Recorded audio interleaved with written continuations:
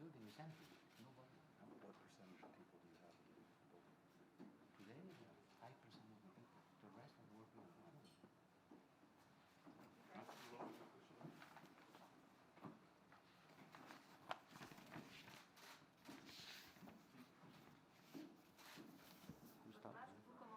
On peut commencer, le masque? Oui, commencer, et puis après le secrétaire général.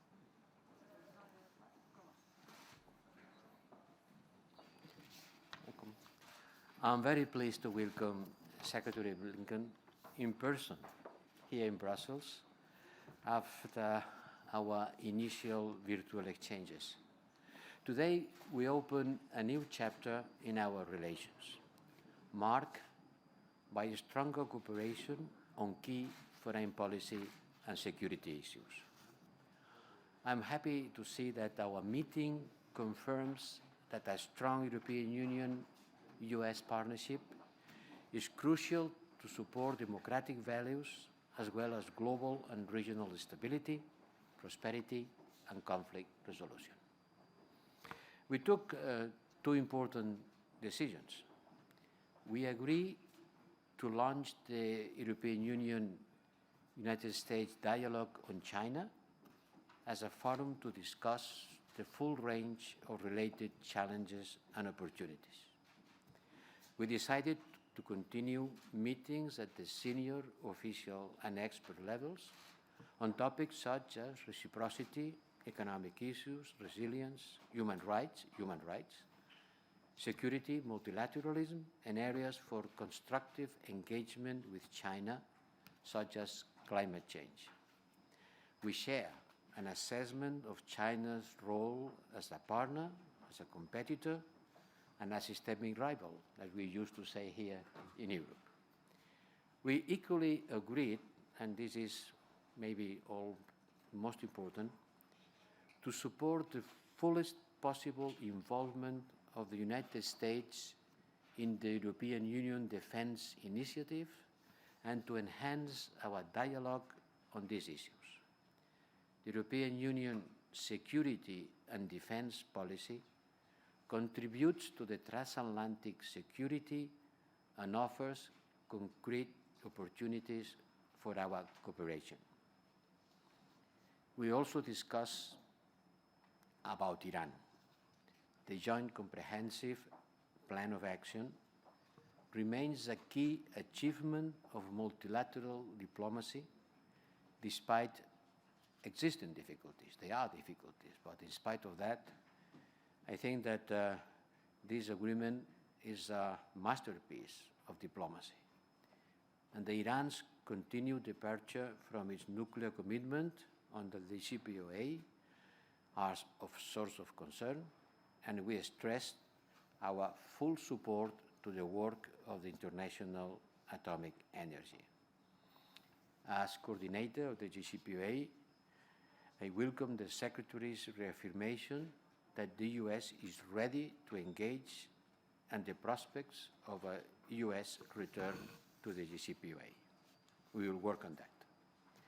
On Russia, we agreed to coordinate our efforts in addressing Russia's confrontational behavior and encourage Russia to abandon this path. We continue to stand ready to engage with Russia on issues of common interest. We will continue working together on the European Union Eastern neighborhood. We are committed to support the democratic aspirations, the sovereignty and territorial integrity of these countries, starting with Ukraine. The EU and the US are drivers in supporting the reforms necessary for the economic prosperity of the region. We also talk about Western Balkans, in which the Secretary has been engaged for a long time. On Western Balkans, the European perspective remains a priority for both the EU and US. We will work together, avoiding any kind of competition among us, to support reconciliation and improve governance, to build resilience and push towards key reforms that make possible the European Union integration. On the Eastern Mediterranean, we will work hand in hand for sustainable de-escalation based on our interest in a cooperative and mutually beneficial relationship with Turkey. On Ethiopia, the Secretary Blinken and I shared utmost concerns about the humanitarian tragedy and the human rights violations in Tigray. We request unhindered humanitarian access, cessation of hostilities and investigation of human rights violations, and an immediate withdrawal of Eritrean troops from Ethiopian territory. We will continue our close cooperation and coordination and encourage both Sudan and Ethiopia to look for solutions to their differences through peaceful means. A special dedication was devoted to Afghanistan. We will intensify our cooperation to advance the peace process and to ensure the preservation of democratic gains, as well as the long-term stability and prosperity of the country. All in all, we have a solid and comprehensive agenda for the months and the years ahead, such as bringing the pandemic under control, securing economic recovery, addressing the global climate crisis. We also plan to step up our work together in multilateral fora, such as the World Health Organization and the COVAX initiative, to jointly address the global challenges of our world. I would like to thank the Secretary once again for being here in Brussels, for having found time to share with us a lot of concerns about the world problems. It shows that for both of us, the transatlantic partnership is the most important relationship. Thank you, Secretary. Thank you very much, and good evening, everyone. And Mr. High Representative Joseph, thank you. Thank you for our meeting today. Thank you for your wonderful hospitality, and thank you for covering a lot of ground. And I think we could have gone on for another hour or two, given the incredibly broad and deep agenda that we have. And for me, it's a particular pleasure to be in Brussels for the first time as Secretary of State, and to have the chance to consult with our closest partners, our allies, our partners here within the European Union. Between my time yesterday and today at NATO, our meetings here today at the European Commission, and you've heard it from the High Representative, we covered a remarkably wide range of issues relevant to our countries and relevant to the lives of our citizens. Focused on our collective security, focused on our shared future. The European Union and the United States are the closest of partners, including on issues beyond our borders, and as the High Representative said, we consulted on a number of those today.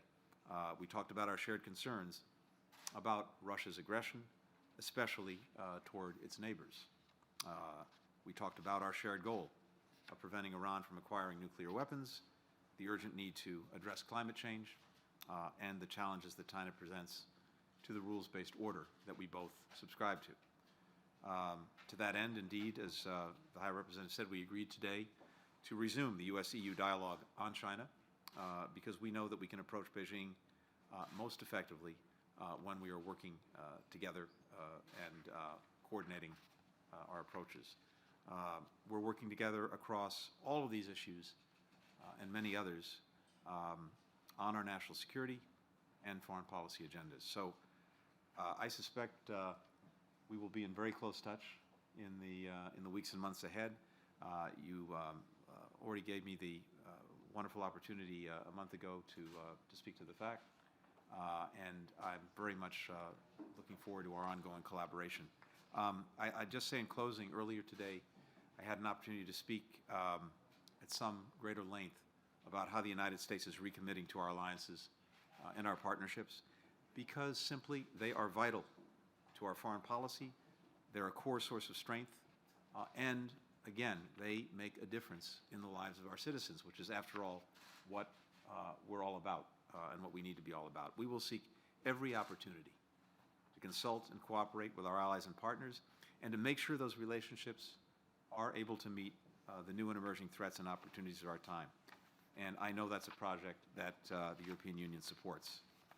The time we've spent together here in Brussels has put us on even stronger footing for the future. So I thank you very much, and good evening to everyone.